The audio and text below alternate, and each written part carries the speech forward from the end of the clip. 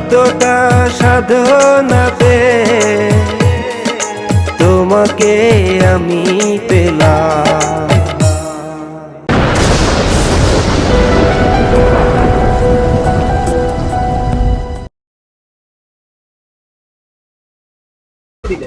ভাইয়া কি আমন্ত্রণগুলো নিতে যাবে? একটু কষ্ট করেন ভাইয়া, এত সকালে আসতে বলেছেন, তাড়াহুড়ো করে চলে এসেছি। অলঙ্কারগুলো আমি সেল করতে পারি। তাহলে তুমি ভাইয়ার ওখানে গিয়ে বসো।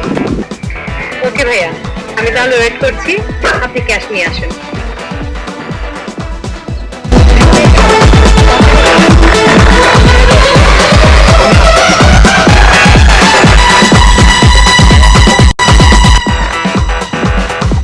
শাকিলের সাথে আমার এমন কোনো কথা হয়নি। হ্যাঁ ম্যাম, শাকিলের সাথে আমার অনেকদিন ধরে যোগাযোগ নেই, তবে একটা মুভির ব্যাপারে ওর সাথে কথা বলার জন্য অনেকবার হোয়াটসঅ্যাপে ফোনে যোগাযোগ করার চেষ্টা করি, কিন্তু কোনোভাবে ওকে অনলাইনেও পাচ্ছি না। আর ফোন দিলে ফোনটা বন্ধ থাকে, আবার হচ্ছে ফোনটা কেটে দেয়। অনেকদিন ধরে ওর সাথে আমার কোনো যোগাযোগ নেই। সরি ভাইয়া, আপনাকে ভুল বুঝে অনেকগুলো কথা বলে ফেলেছি, আমাকে ক্ষমা করুন। দেখুন ম্যাম, আপনারা বাহির থেকে চিত্র পরিচালক যারা আছেন, এদের প্রতি আপনার একটা ভুল ধারণা থেকে যায়। সবসময় আপনারা একটা নেগেটিভ চিন্তা করেন, আসলে ব্যাপারটি এরকম নয়। আসলে এটা আপনাদের টোটালি ভুল ধারণা। তবে হ্যাঁ, মিডিয়াতে হয়তো দু একজন আছেন, কিন্তু আসলে সবাই এরকম নয়।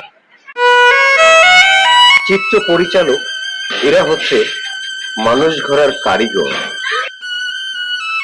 শাকিল যে কাজটি করেছে, তাই বলে সব হিরোরা শাকিলের মতো নয়। তবে আপনার সাথে শাকিল যেটা করেছে, এটার জন্য আমি তীব্র নিন্দা জানাচ্ছি। ওর হয়ে আমি আপনার কাছে ক্ষমা চাইছি, আর আপনাকে কথা দিচ্ছি আমি আপনাকে চিত্রনায়িকা বানাবো।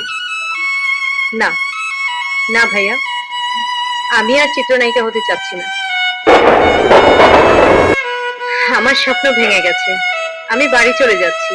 আসলে সব মানুষের আশা পূরণ হয় না। না, আপনি বাড়ি যাবেন না।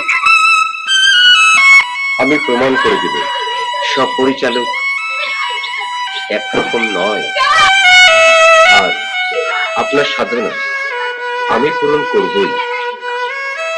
সত্যি বলছেন ভাইয়া?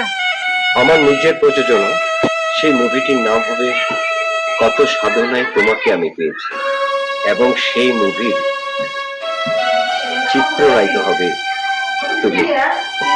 ভাইয়া, চোখের আনন্দ অশ্রু লোনা জলে, খুশির হাসি যেন হারিয়ে যাচ্ছে।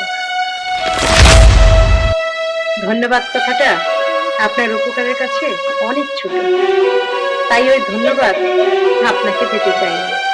তোমার ব্যাপারে আমার কিছু জানার আছে। বলুন ভাইয়া। তোমার গ্রামের বাড়ি কোথায়? রসুলপুর গ্রাম, বাবা সিরাজ দৌলা, মা জাহানারা, জেলা ভোলা।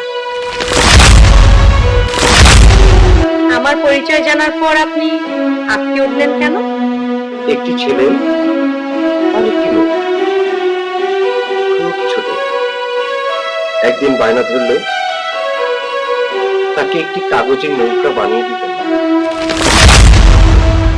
কাগজের নৌকা বানিয়ে দিলাম, কিন্তু হঠাৎ করে কাল বৈশাখী ঝড়,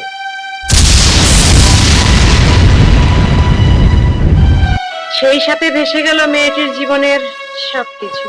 বাবা মা ছোট ভাই আজও কাউকে খুঁজে পাইনি। তুই তাহলে আমার দুলি? হ্যাঁ রে, আমি বেঁচে আছি।